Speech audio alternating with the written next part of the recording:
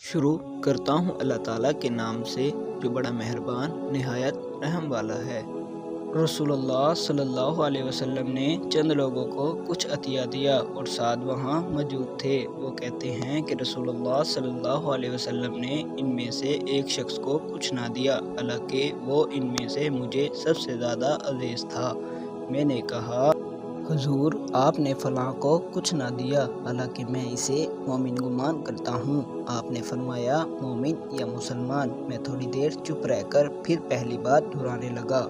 حضور صلی اللہ علیہ وسلم نے بھی دوبارہ وہی جواب دیا۔ پھر آپ صلی اللہ علیہ وسلم نے فرمایا کہ اے سعد، باوجود یہ کہ ایک شخص مجھے زیادہ عزیز ہے، پھر بھی میں اسے نظر انداز کر کے کسی اور دوسرے کو اس خوف کی وجہ سے یہ مال دے دیتا ہوں کہ وہ اپنی کمزوری کی وجہ سے اسلام سے پھر جائیں اور اللہ اسے آگ میں اندھلا ڈال دے۔